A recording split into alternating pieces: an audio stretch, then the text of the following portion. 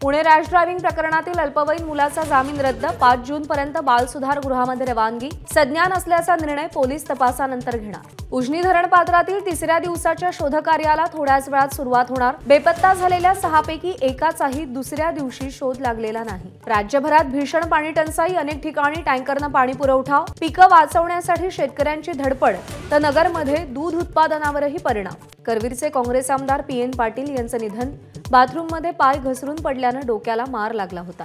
उपचारादरम्यान वयाच्या 71व्या वर्षी घेतला अखेरचा श्वास.